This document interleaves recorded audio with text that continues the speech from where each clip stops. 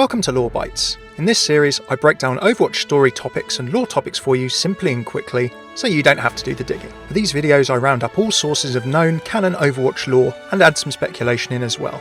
If something is speculation, it will be flagged, otherwise assume all of this is canon lore from sources, which I'll cite as well. In this video, I'm going to be covering the confirmed facts from the story that we know about Overwatch, the organisation, agency and peacekeeping force, how it was formed, what its activities were, how it fell, and speculation as to what may come in the future.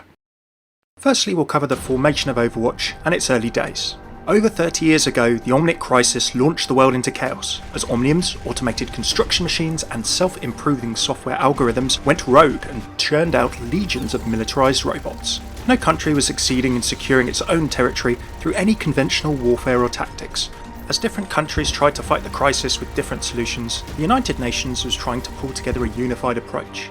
Led by UN Under-Secretary Gabriela Darway, the United Nations brought together a few unique minds to form a small and nimble team. The strike team, with a variety of fighting skills and experience, was aimed at striking significant blows against Omnic strongholds. Their names, Morrison, Reyes, Amari, Wilhelm, Lindholm and Liao, have since become legendary in the Overwatch world, and they would become known as the founders of Overwatch.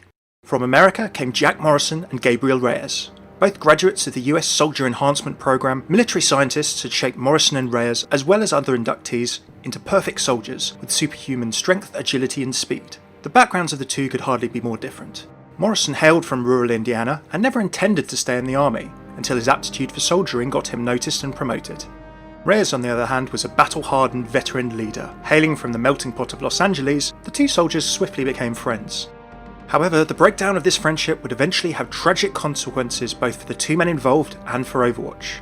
Torbjorn Lindholm was a noted weapons designer, having worked extensively with the Ironclad Guild on various kinds of weapon systems. Recruited for his engineering genius, his weapon solutions and general technological expertise would prove integral to Overwatch in the years ahead. Reinhard Wilhelm was a highly decorated German soldier with a unique ethical code and a larger-than-life persona. An expert in piloting the Crusader armour, Germany's solution to try and combat the Omnic crisis, Reinhard in many ways would be both the life, soul and symbol of Overwatch, outside of the leadership. From Egypt came Anna Amari, an elite sniper. Her skills were forged by fighting in Egypt's depleted and undermanned security forces during the Omnic crisis. Her superior marksmanship, decision-making and instincts led her to be known as one of the best in the world, and therefore a natural fit for the Overwatch strike team. Finally, there's Liao, a name unknown to us since the launch blog of Overwatch. We'll probably hear more about them in First Strike, Overwatch's graphic novel, which will be 100 pages long and is releasing digitally in November of 2016. We've seen the cover as of Comic-Con, and maybe, just maybe, this person at the bottom could be Liao. We'll have to wait and see. In highly secretive missions, the original Overwatch strike team targeted Omnic command and control protocols. After great sacrifice and heroism in a series of dangerous raids, they destroyed it all, rendering the Omnic armies inert and bringing an end to the crisis. After the end of the crisis, Overwatch moved into somewhat of a golden age. The organisation experienced a meteoric rise in prominence and became public knowledge, meaning that new funding and resources came to them, giving them far-reaching global influence. Overwatch initially during this time worked as an international peacekeeping force, but its remit would soon extend to far beyond that. From the cobblestone streets of Kings Row to the winding roads of Dorado in Mexico, Overwatch and its agents were looked up to as heroes. In recognition for his key role in fusing together the Overwatch strike team, Morrison was made strike commander of the new Overwatch organisation, with Anna Amari eventually becoming his second in command. Reyes, previously the leader of Overwatch, was looked over for any kind of permanent leadership, in a decision that was to heavily contribute to Overwatch's later downfall.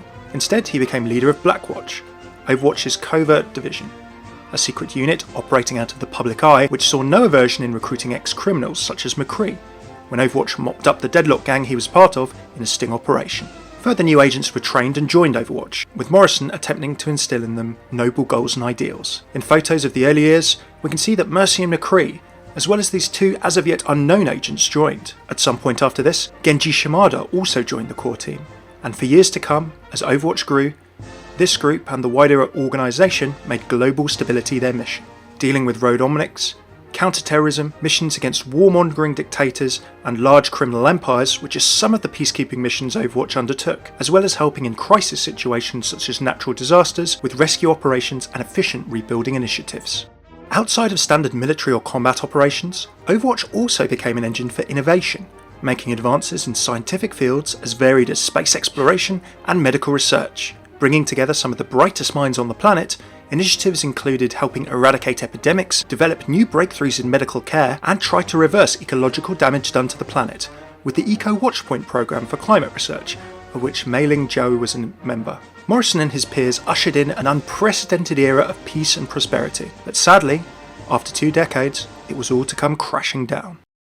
Towards the end of its life and its fall, Overwatch never had a shortage of critics. Even in its best days, the sheer power and talent of the group of individuals assembled led for many people to call for big restrictions on both the agency's mission and careful oversight of its operations. Rumours of Black Ops missions were dismissed by the public as paranoid fantasies. They could hardly believe that their heroes would indulge in such activity. But as time passed, controversial missions stoked public outrage, and some of Overwatch's most famous and celebrated agents were forced to retire in disgrace. 2 decades after Overwatch ended the Omnic crisis and saved humanity, it was finally brought to its knees by a series of shocking allegations, including negligence, mission failures, mismanagement and corruption, weapons proliferation, human rights abuses, and much, much more. To cap things off, in the final years of Overwatch, the existence of Blackwatch was finally revealed. Stories of assassination, coercion, kidnapping, torture, and worse leaked out, with governments calling on the UN to shut down aggressive and repeated violations of many countries' sovereignty.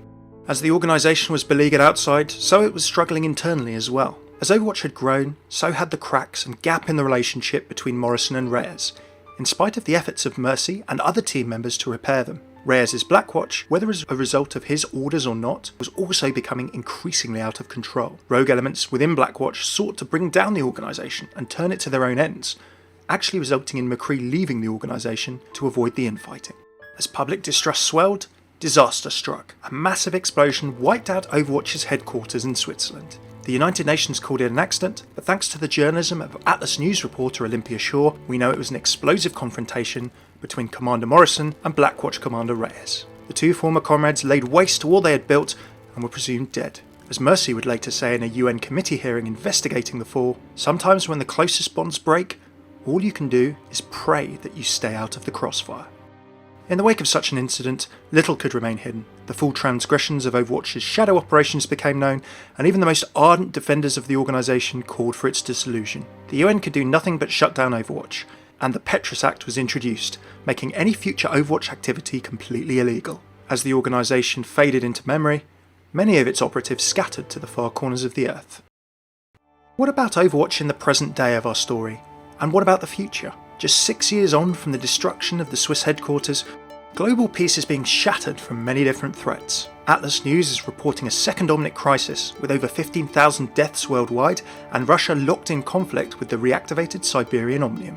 As death tolls mount across the world, apparently the international community is reluctant to help, and we don't know of any coordinated efforts to repel this new Omnic threat currently. As a result, anti-Omnic sentiment is also on the rise. From pitch battles in Kings Row that we've seen, to violence against Omnics in Dorado, Mexico, any progress Omnics have made at integrating into society and the work of the Shambali under Mondata is rapidly under threat. Many of the threats Overwatch used to combat have either returned or never gone away. Terrorist organisations such as Talon are able to attack trains, assassinate important figureheads, and operate within sovereign countries' airspace without any consequences seemingly from law enforcement or military.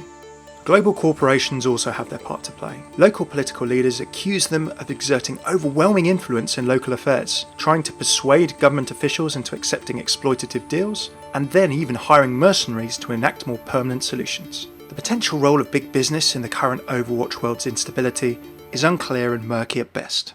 In the midst of this chaos, Overwatch activity is still illegal, but many of its agents remain at large, with a whole different set of agendas. Jack Morrison has taken the moniker of Soldier 76 and is on a mission seemingly of revenge to uncover the truth behind Overwatch's downfall, and he's recently teamed up once more with his old second-in-command Ana.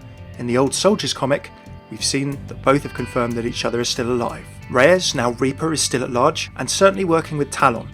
His motives are unknown, but hunting down and eliminating former Overwatch agents. Torbjorn is travelling the world to ensure his former creations aren't endangering innocent lives. Reinhardt is roaming Germany as a vigilante lawbringer with the support of his mechanic and fixer, Brigitte, and Liao's whereabouts, as their identity is, are currently unknown to us. McCree left Overwatch before the fall, but can't seem to avoid the legacy of things that have happened since then. He's run into Talon recently, and his old Blackwatch tactics apparently, on an eventful train ride in Houston, Texas. Mercy's currently attempting to help those affected by war in crisis areas around the world. All we know for sure is that the former Overwatch head of medical research could be in what would be Iraq or Iran in our present day. Whatever Genji's been up to, we've seen him confront his brother Hanzo in the animated short Dragons and inform him that the world is changing once again, Hanzo, and it's time to pick a side. After Winston sent out a recall to Overwatch agents, as seen in the Recall animated short, we've since seen him and Tracer in action, albeit illegal action, preventing Widowmaker and Reaper from stealing the Doomfist for Talon. What will happen next?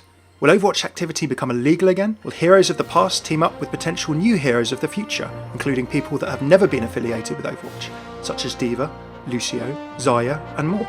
Will Morrison and Anna somehow find out what was responsible for the downfall of Overwatch? Wherever the story takes us next, it's going to be fascinating to see what role Overwatch's agents and the echoes of the organisation that once was play in trying to sort out the chaos of the current Overwatch world. Are you with me? Thanks for tuning in to Lore Bites. I hope you enjoyed that summary of Overwatch's history as an organisation. If you'd like to learn more about various Overwatch lore topics in summary, please do check out the rest of the Lore Bites playlist linked here. I also do a whole other bunch of Overwatch comic analysis, lore, hero interactions and story backgrounds, and even gameplay guides. Check out the playlists here. If you like this video, do like, comment and subscribe, and let me know any topics you'd like to see covered in the comments below. Thanks for tuning in. I'm Hammeh. Take it easy.